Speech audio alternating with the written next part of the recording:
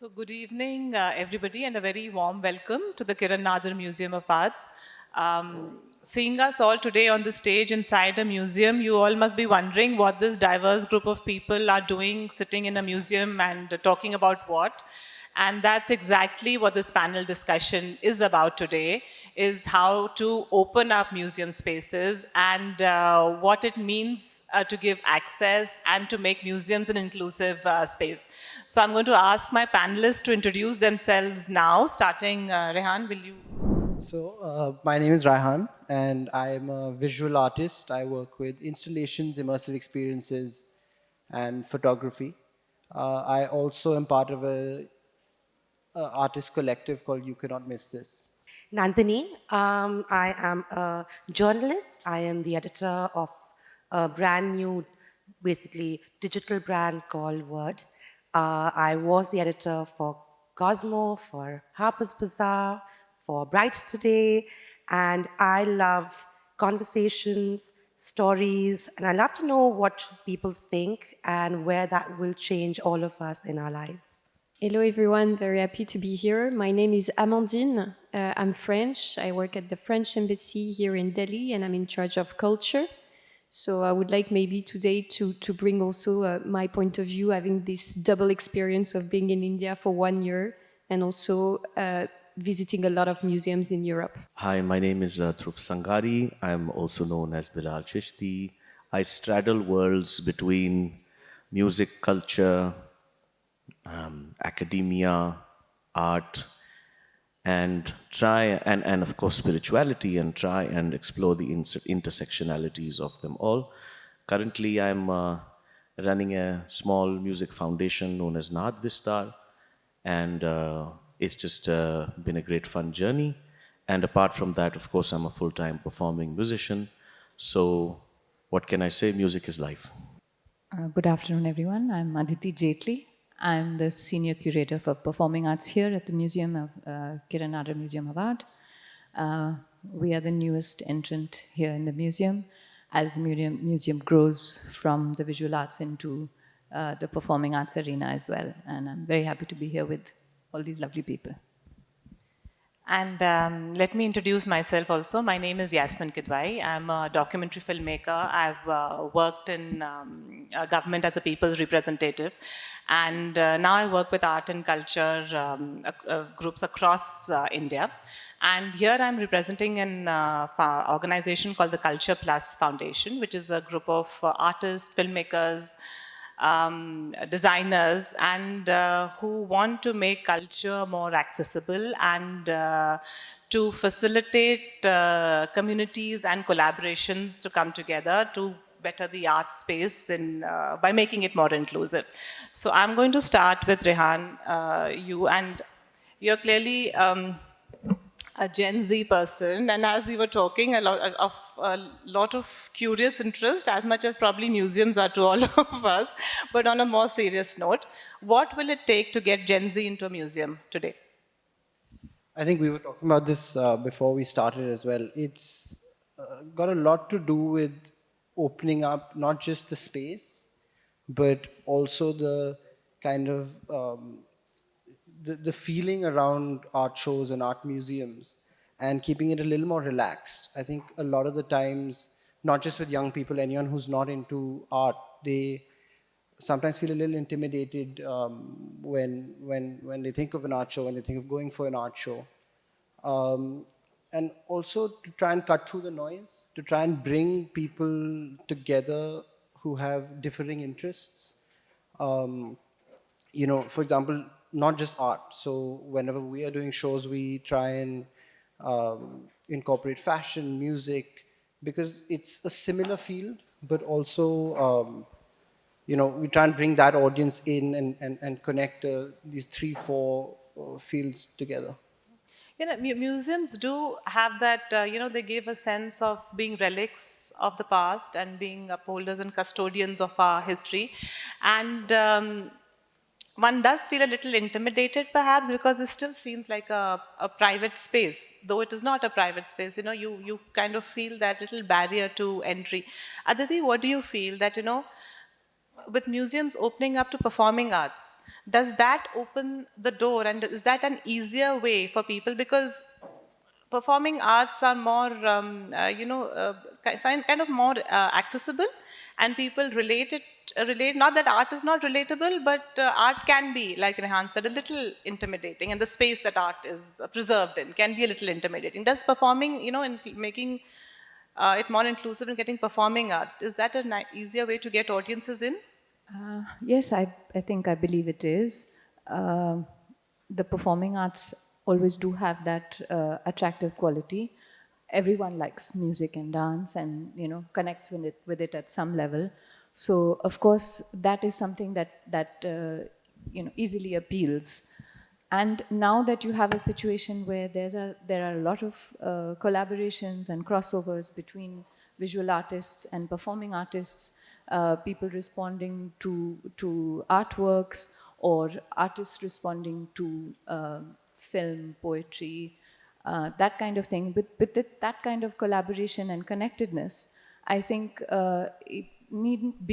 everybody needn't be in their own isolated silos. And I think that feeling of community, if we are able to bring that sort of atmosphere into a museum, that might be helpful. Yeah, but Dhruv, you have as an artist and making a foray through performing arts with Kawali, you did face a kind of resistance from within the community and from a purist audience too, till you have very successfully now made your way. Do you feel that getting a new voice like you in, it not only expands the art itself, but also expands the audience base for the art? Um, that's a very layered phenomenon. Entering for instance, a sacred space is also like entering a museum in many ways, because not only can it be intimidating, but there's also a whole set of traditions, rules, and sort of rituals associated with the space which have to be carried on. And Sufi spaces are very interesting that way because They're supposed to be open, exactly. like museums. Exactly. But They are very interesting because despite carrying those rituals and traditions uh, and those rules, at the same time they're open for everybody, and people from all backgrounds, faiths, cultures, nationalities have experienced, something very mystical, something very deep there, and similar is the case with me. When I entered this space, I realized that trying to reset the button or challenge the rules or just pick something up away and leave the rest was not exactly going to be conducive to a holistic experience. I would have to also go through the tradition just like everybody else did, and then create my own space. And so the resistance was definitely there. It's interesting how 20 years ago, the musicians who refused to work with me now all want to come and perform with me. because you've Because been able to pull in audiences now, right? it's certainly because of two reasons. A, they say that the people who were the greatest champions of the tradition, they left it. Yet the people who were interested in the nuances, the complexities, the details, and the very syncretic aspects of it, people like you, they hung on to it, but they also updated it and brought the narrative to a space where young people would be able to very easily connect with it, connect with the context, the stories, the culture, the narrative behind it, as it's not some mystic, exotic thing. The it's a very ordinary. Finding the extraordinary in the ordinary is what Sufism and Sufi music is all about, and finding oneself within oneself. So I think that is an idea that appeals to young people a lot. Finding oneself is a very powerful idea, and I think Sufi music and the Sufi stories which are conveyed through the music are always oriented to that. So definitely I got a very negative response in the start of my career about 25 years ago. But I think now I would say that the way those same people welcome me, I feel that's like a reward unto itself.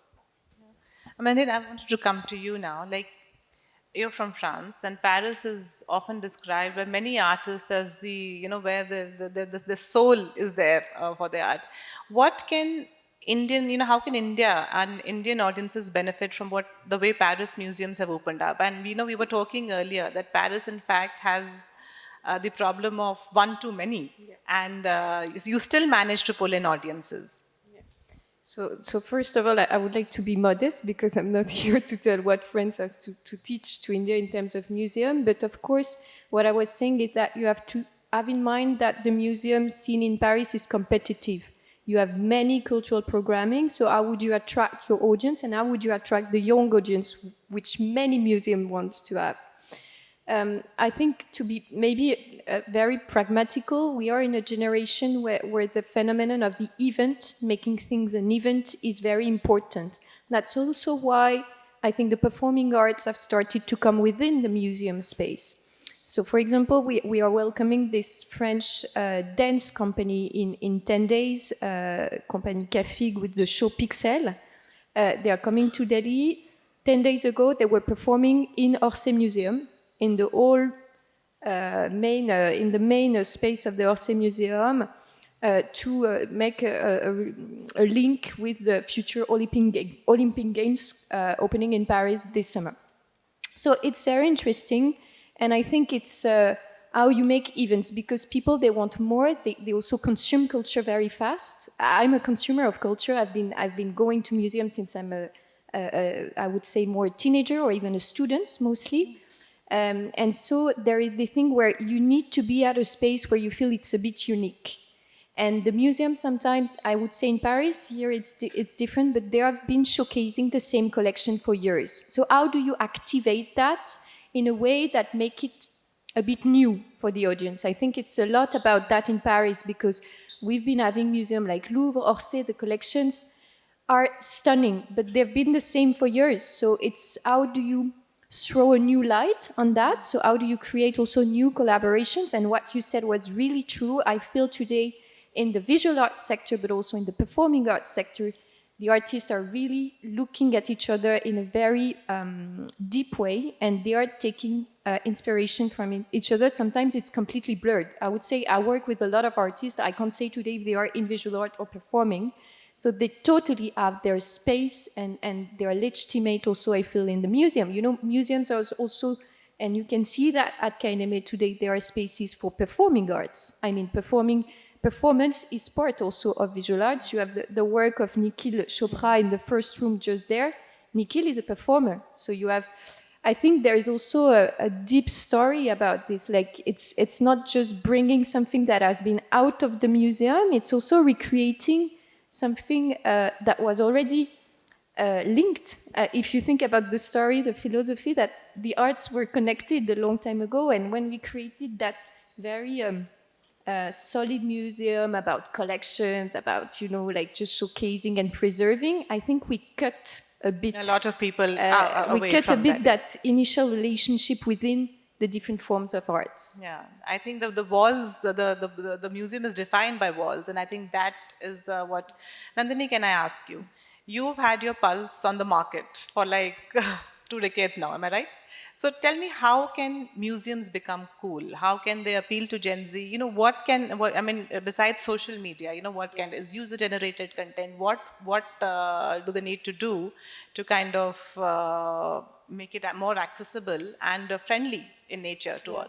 You know, so there's this very, very sad fact, which is that globally, all of your top museums are actually seeing millions of dips with the number of people going in. And that is simply because the younger sort of audience doesn't really want to go there. And this isn't because Gen Z, millennials, they don't like art. Gen Z actually creates art every single day on our phones. We are taking our own pictures, we are making our own mini films, we are dancing, we are making our own own songs. Reels, yeah. But we are not actually physically going to see art in a private room. And why is that? Because we're on our phones, right? Just the sheer staggering, just that sheer number of people who are on their phones every single day is absolutely crazy, right? And the the last average age of a typical Instagram user out of our country is 24. So this 24-year-old is sitting on their phones. They are not going to see art. And I think that's where this real shift needs to take place. If you want this particular audience to come to where you are, and they are sitting on their phones, what that means is that the very first thing that any sort of institution has to do is to hire a very cool, a very young social media team. That's the very first step. And then the next step is to really get them to come to you once, get them to come to you twice. So the recent Van Gogh sort of exhibition, I don't know if any of you got to actually see it, right? And there was a lot of flack that the people got there because lots of young people went there to take pictures. And they were taking videos and they were making reels and they were taking selfies because we do live in a selfie generation. This is the, and I remember seeing all these tweets where people were saying, this is not the way that you go and really sort of look at art. Art is not meant to be seen through your phone or through a reel or through taking basically pictures. And to that, I would like to say that for so many lakhs of young boys and girls who wouldn't have even heard of Van Gogh, today know about Starry Night, today know about the sunflower. So you cannot guard, you cannot gatekeep culture. You can't say that the only way to really feel art is with a glass of wine and some cheese, and that you must look at it and in absolute silence and say, oh my God, this is absolutely beautiful. Because if you will all go back to what your first art experience was, it was simply seeing something beautiful. And that was it. That was your very, over the years, you of course learned about Monet and you learned about various classical styles and this, that, the other. But your very first experience of art was just to see something pretty. It was a little drawing maybe that you made when you were in school. We have to stop gatekeeping. We have to say there is no one way to love art. You can love art through a picture. Maybe it's not as much fun as a more purist way would possibly be. But if that's the way that your average 24-year-old is taking in art, if that's the way that they learn a little bit about a famous artist, that's half the task done, right? Art, half of it is just getting people to learn a little bit. It's about piquing basically interest, right? Similarly, when the NMACC did their last exhibition, which was the paper mag, it was an absolutely bonkers exhibition. It was absolutely crazy. It was so much fun.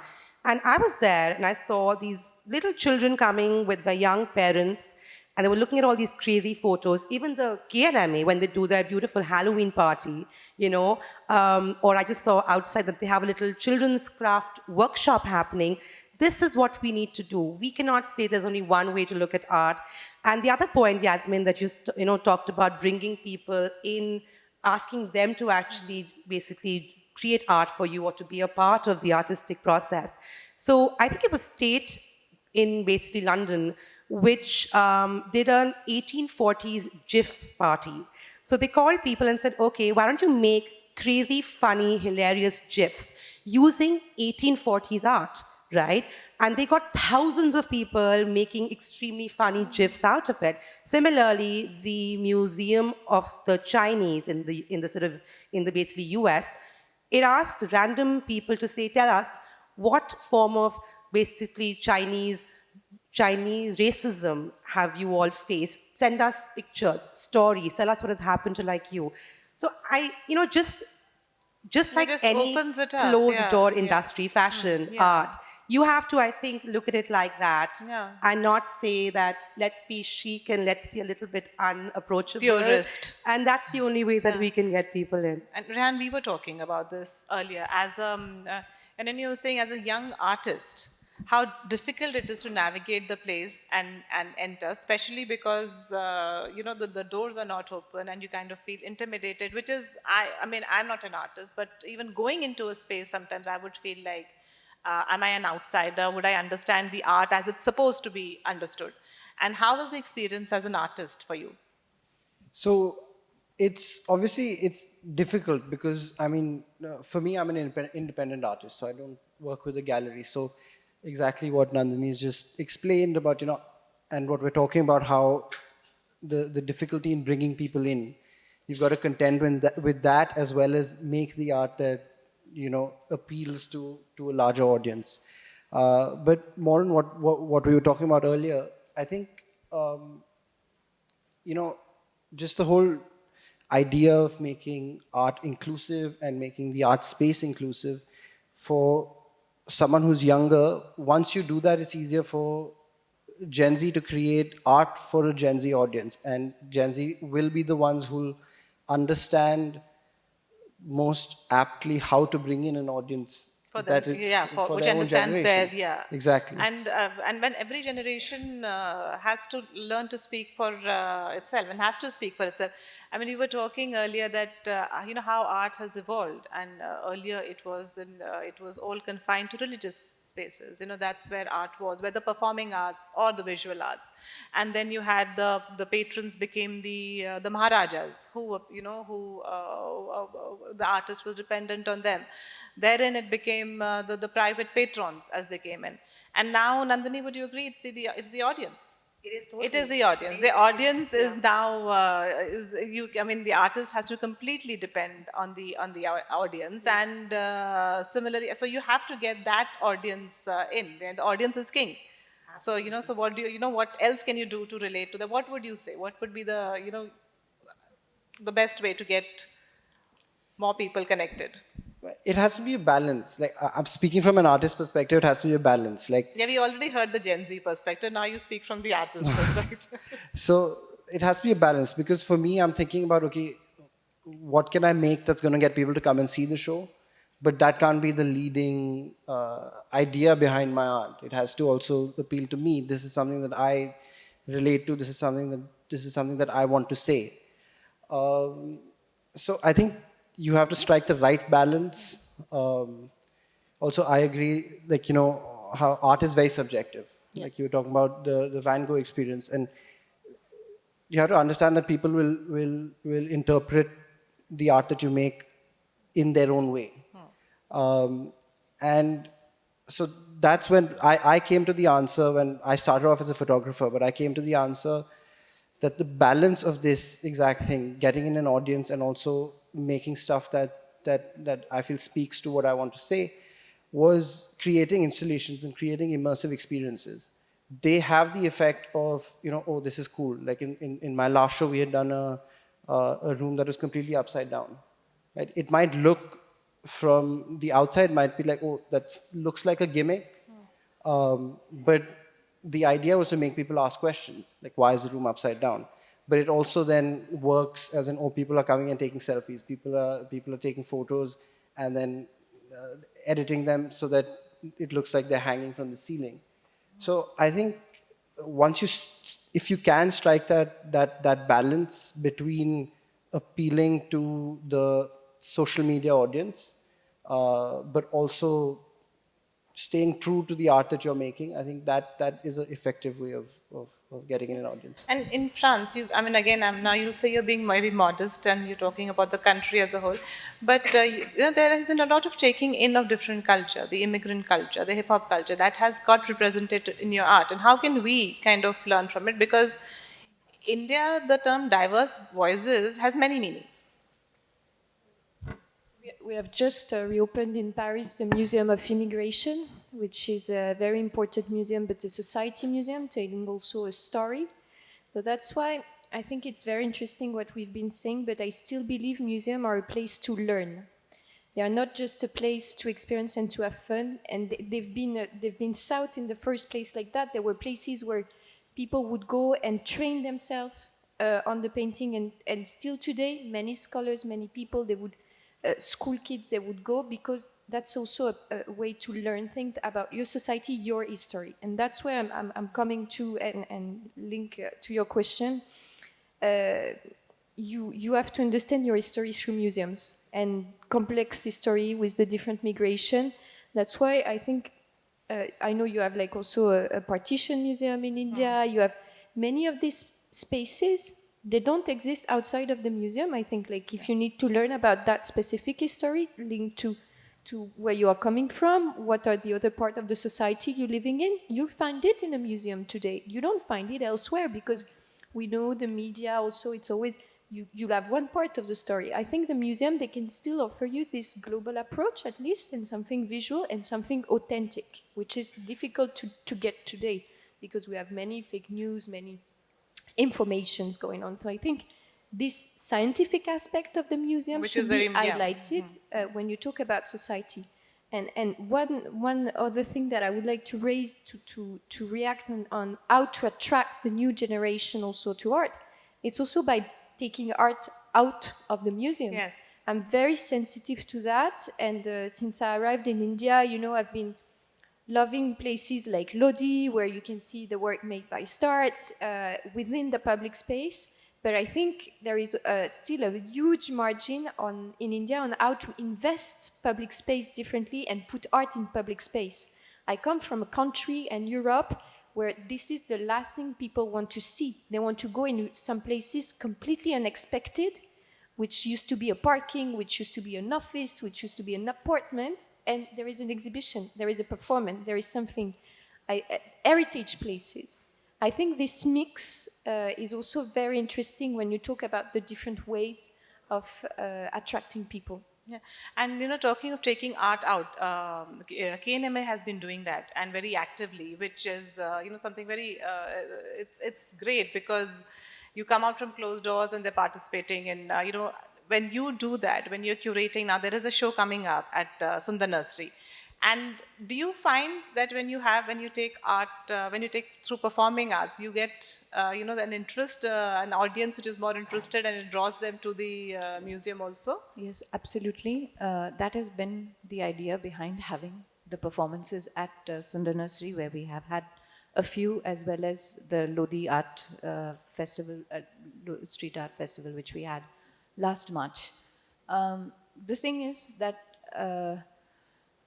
while, as you say, museums can be intimidating, so can auditoriums. Some certain kinds of people may find that they haven't been exposed to those spaces. Sometimes it's just a lack of knowledge. I may not even know that something is going on around the corner from where I live. But the minute you put something right in the heart of a city or in the heart of a residential area, like we did in the Lodi festival, it was the middle of the Lodi art district that you were speaking of. And those are government, for those who don't, I mean, I think everybody here knows, but these are government, government homes. yes, Residences, apartment yeah. buildings which have been there for very long, and people live there. We were able to block off a street and have two performance spaces on that street, apart from having the backdrop of the art itself, the artwork itself. It was a very rainy weekend, and in spite of that, we had on both days large numbers of people turn out. And I'm happy to say that it's not just people coming to visit who would come to see a festival, but people on their rooftops, people who were taking their dog for a walk, taking the kids to the park. They were all out on the streets watching. People were hanging from their terraces. You couldn't see the street. If you turned around, you couldn't see the street for the number of people that were there. Similar things happen in Sundar Nursery. The idea of being in a space like that is that it's porous, both for the artist to come in contact with their audiences or different audiences who normally they wouldn't be exposed to, and for people who might be picnicking, for instance. They get to see that, oh wow, there's something happening here. Kya ho raha hai? Kab ho raha hai? Kaun hai? Dance kar rahe? Music hai? Kya hai? There are questions. And isn't that the idea to ask have questions? Yes, and open up to conversations after Exactly. that, yeah. So I may be a person who's come there on a Sunday afternoon or a Saturday afternoon with my kids for a picnic. I have no idea that something is going to happen, but I see the setup and we take a day or two for setup. And I see that, and there's a curiosity, and then there are questions And that's an immersive experience in in itself. itself. In itself. And sometimes there, you see, there is no boundary in your mind कि भाई ये artist हैं, हम उनसे जाके कैसे बात करें. अच्छा, आप कर रहे हैं डांस, तो आप क्या, कौन सा डांस करते हैं, आप कहाँ से आए, आपने कितने, कहाँ सीखा, किन से सीखा, कितने साल सीखा. Suddenly the artist themselves is faced with somebody who could be a potential audience, and there's a conversation there which never would have taken place elsewhere. So, as somebody observing that, and our little team, when we are there, setting up and trying to see that the chairs are in the straight line and all of that, it's incredible to see this interaction go on and to see the kind of interest that people have. And really, it's important for us not to have these boundaries in our minds, even when we program or we think about organizing shows of any kind, that there is some audience that is beyond us. It's a terrible mistake to underestimate our audiences. If you travel the length and breadth of India, and of course elsewhere in the world, you will find responses from all manner of people, and they come, they're curious, they want to know, and actually it's an opportunity for us to convey to them that this culture and art is theirs as much as it is the artists. I mean, art has been a part of our life from Exactly. the Bhimbetka caves to, even if you go in Indian villages, you have the street art, which we now call street art, the Pepsi and Coke paintings, which were done. Used to pass that. So much of Those that was- art yes, came that from was- traditions yeah, that was, and key sharp. rituals and practices. Yes. And so it's a mistake to underestimate, and say that I have to explain something to someone, ki samajh nahi aayega.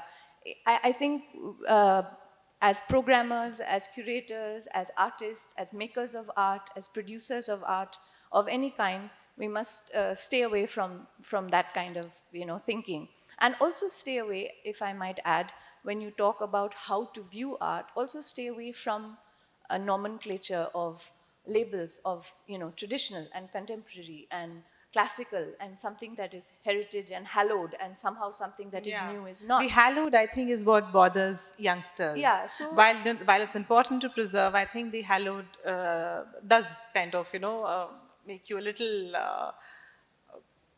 And we were speaking about this, that sometimes people say, maybe my generation, we grew up in a different way where classical music was playing everywhere and in our homes, and so there's a sort of, even when you're not really listening, you sort of absorbed it in some way, right? I teach young kids dance, and things that came naturally in my home don't to them. So I have to find different ways of exposing connecting. them and connecting them. It's not that they're not interested. It's not that they don't understand. You just have to speak their language, just as you have adapted math or science or anything else. This is similar. And in that sense, exactly what Rehan is saying, that artists are not they're not living in vacuums.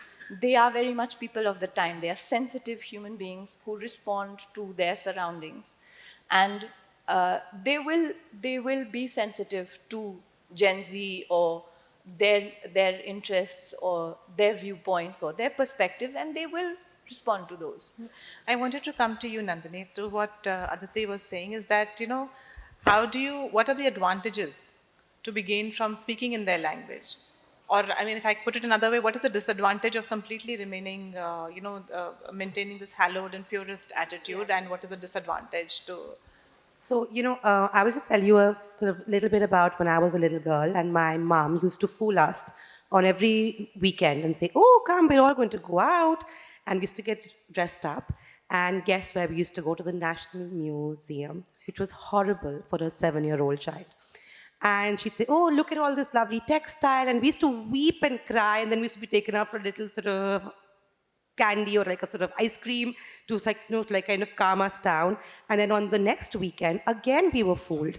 And this would go on, this actually went on for nearly 2 or 3 years, where every single weekend, Radhika, who's my younger sister, and I, we used to be lied to and taken, till my mom learned that the way that she was doing it was actually wrong. And what she actually began doing is that she said, "Okay, we will go in for 10 minutes sort of exactly." And she used to actually prep different, basically, things to tell us, which were more like basically fairy tales, And that kept us going for about 10 minutes. And then we bought the ice cream right after to kind of keep us calm. It was still extremely dull for that for like those young kids. But when I look back and I was thinking of what you were saying about certain certain tunes or certain sounds, when I look at certain things now, they actually stay in my brain because at some point I'd probably cried through seeing them. But to go back to just about hallowed, about purism, I don't think we live in a time today where anything can be pure. Even, for instance, gender. Gender, which we thought was so pure until just a few years ago, today you can't even call that pure. Nothing is pure. Food, and there is place for all types, right? So you like will have a more purist way of looking at things, and that is great. But that doesn't mean that you don't have place for songs which are a mix of the tanpura, sitar, hip hop, etc., or that you cannot have art which is multimedia form.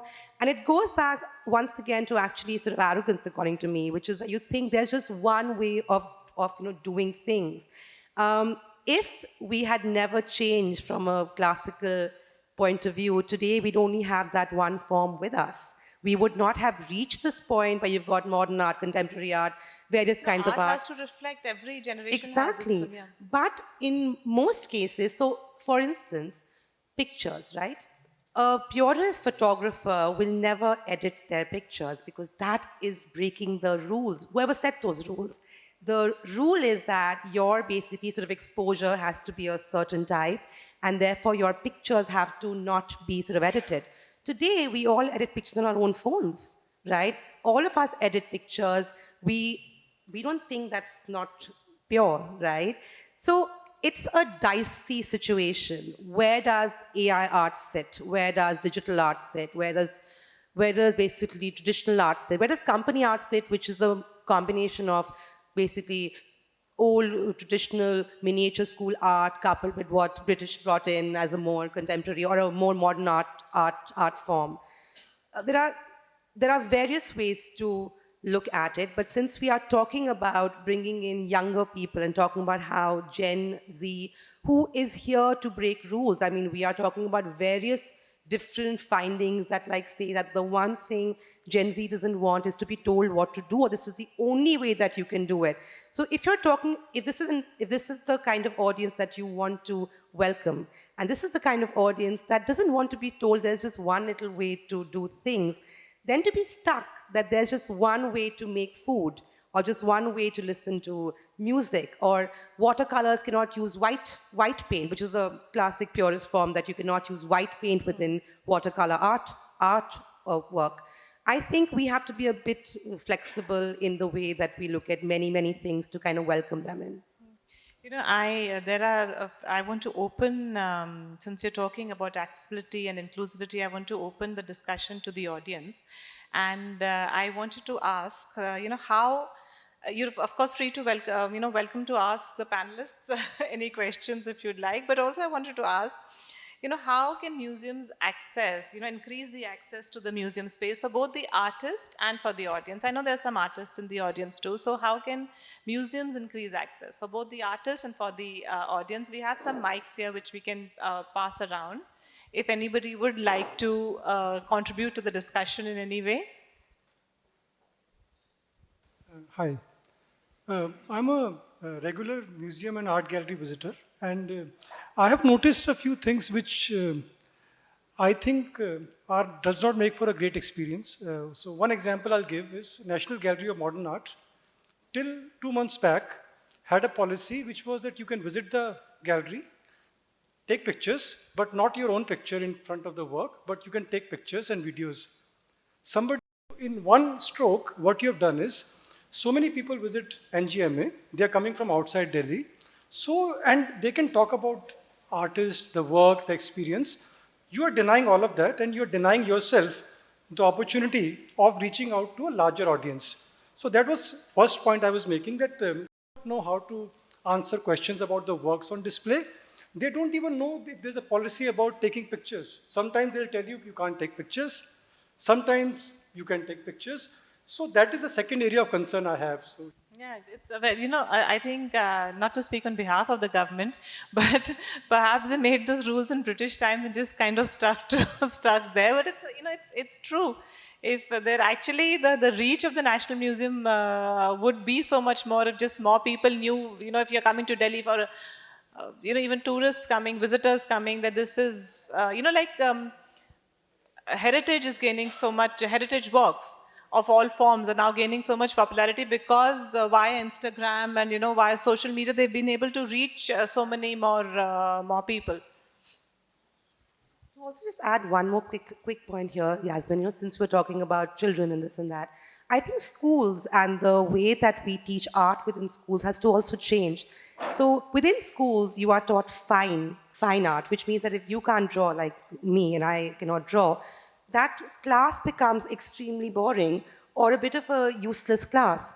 Whereas art isn't just about you being able to paint or you being able to draw, but also about learning, looking, feeling, appreciating other art. So I think that if actually schools were to tweak a bit of what art is, class yeah, means, yeah. an art class isn't just you sitting and drawing, but maybe A you little exposure learning, to the world yes, adds also a change the little way, bit, so that yeah. you actually grow up Yeah. knowing art and finding that little True. spark.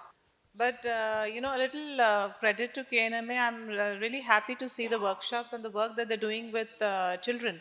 Because every time I come in and there is some, activity, and in fact, I was here yesterday, we were figuring out how to set up the whole show for today.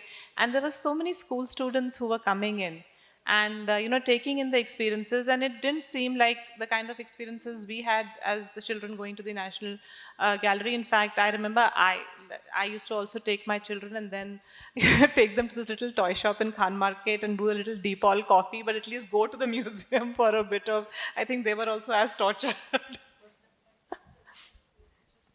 I think it's also about building a community nowadays. I think if we talk about the Gen Z, the young visitor is much more autonomous than he used to be 20 years or 30 years ago. You can go by yourself at the museum when you're 20 years old, and most of the time it's free. That's the case at KNMA. That's the case in France for most of the public museums who have a specific policy to attract, also ticket policy to attract the young audience. And I think the fact of having all of these events is growing a community. Like you would go, you would follow, okay, the show, you've seen the show once. The show is on view for maybe 6 months. But you need to come back before that, the end of the show. You need to attend some talks, you need to do some workshops. So I think it's really about this close community. And I think that's why it's also asking the question of the scale. Either a museum is global or local, which is a question we have not been raising so far. I think you need to be rooted with a very local community also, and especially in Delhi, because there are many pockets in the way Delhi works. That's my feeling. So I feel even if you're a national museum, as a national scale museum as KNMA, or we were talking about the National Gallery, you still have to have this basis of very local and rooted community around your space. Same for you when you're performing and a community which feels it owns the museum, that the museum belongs to the community. That's we are just very close from Kirki, the other way across the road, where I spend a lot of time with Coach, with the community library. These institutions, smaller, but they work a lot on this community idea.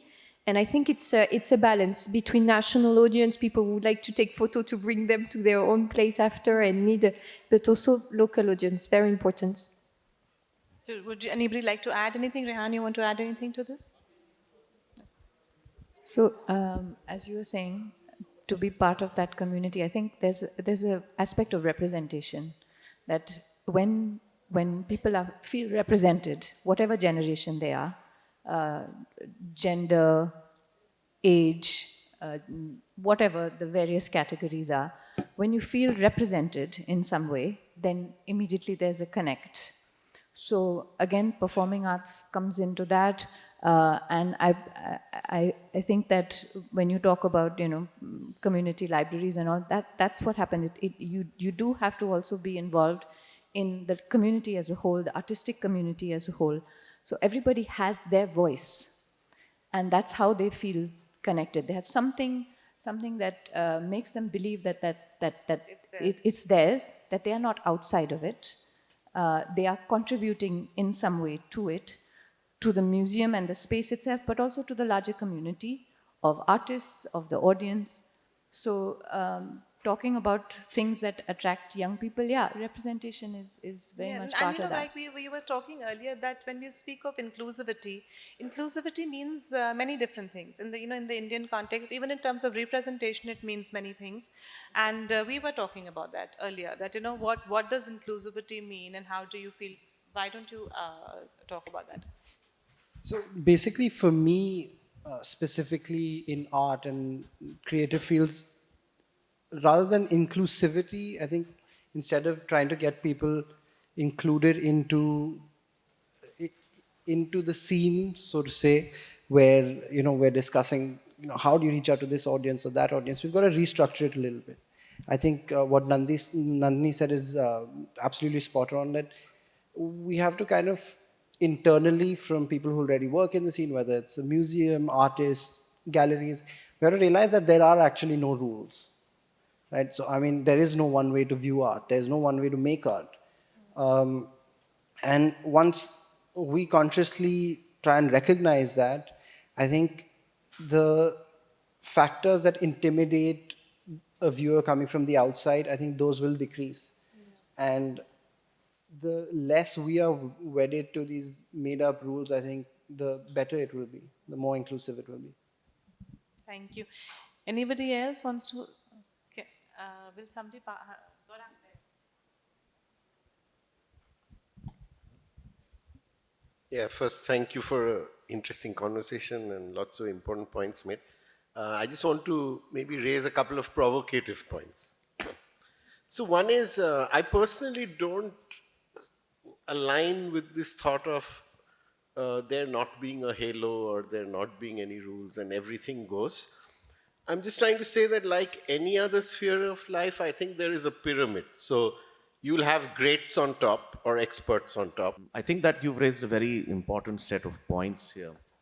Um, I think that museal convention, as we know it till today, has played a very important appellate role as a kind of repository of what you were saying, facts and veracity and history, right, on a commonly accepted narrative, but at the same time sticking to the truth when possible.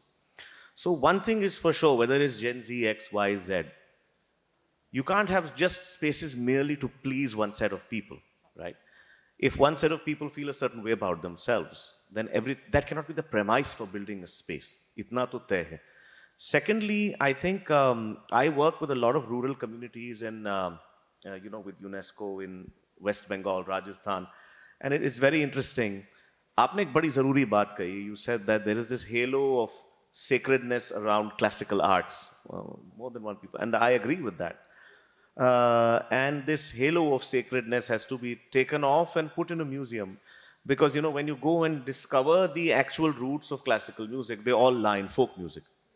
And these guys didn't learn music from Saregamapa, but they have ragas or modes which can date back to eras way before recorded classical music eras. So certainly there is a politics to narrative, right? And interestingly, a lot of these guys who live in rural, remote villages say, we'd like a museum in our village. Now, how about that? How about the museum go hyper-local? How about the museum actually serve the community? And their idea about their past, what they feel is worth preserving, and what they feel is worth passing on. So that is just as much important as having very large national institutions, which are equally important. Because if everything everything becomes a relative, then we really don't have a finger on anything. So, but I think art has to be freed from all of this also at one level. And free-flowing also. And that's where what you say is extremely important, that it can't just be कि हाँ भाई इतना art था, इसके आगे art नहीं है. नहीं, ऐसा नहीं हो सकता. We are referring to a Gen Z today because you were talking of appealing to a younger audience. Yeah. But whatever the generation was before that, you were perhaps X, I there. think. X Gen or was, or whichever one you were, two generations ago, Millennials. and trying to break into the Qawwali circuit. And I Bilkul. remember how difficult it was. And see, the for you. revival Yeah. in Qawwali today is all because of people reinterpreting the tradition. They're taking it out of this museal space Yes. of the dargah and they are taking it out into the public. And now, in a sense, the audience is king, right? So the people have decided that they love Qawwali. So some of the largest content on Instagram today and other foray Popular content. is But Sufi there's a very Qawwali. interesting thing happening with that. It is also takes it back to the pure form, because now I have a Yeah. lot of friends who will call me and they'll assume that I have a connection with the Nizamuddin Dargah, and they'll say, when you are going next, take us. Like, No, so and, yes. I mean, like almost every Thursday, I've become like, the official guy to take a lot of my friends who will now come to the Dargah and enjoy the absolute pure form So Dargah mein it's an baith ke. absolute fallacy कि जी पुरानी चीजें मर जाती हैं. और कहाँ सुना था उन्होंने, ध्रुव से सुनी थी Ah, qawwali. in fact, people, I fully agree with what you're saying, because the old things don't really die. They become subsumed for a while, but they always enjoy a revival. Because now when I travel, people say, वो पुरानी फारसी वाली चीज सुना दीजिए, वो पुरानी वो हिंदवी की composition सुना दीजिए. So I'm like, भाई साहब, but doesn't have a keyboard, no drums, no bass. How are you going to dance to it? We are tired of that. We now want to listen to the form like it used to be. So there's always, everything is cyclical, and I really feel that we forget that, and museums are the best reminder of that in one sense. And it's all about reframing, updating to invite That's a younger yeah, audience. wonderfully said. And of course, inviting musicians, inviting dancers. This is extremely important. And I think we in India have to scale this up. We have to use art, craft, performance as a holistic, interconnected way of looking at our heritage and upgrading it, not just putting doors and walls. And I think so. I really resonate with a lot of what has been said here.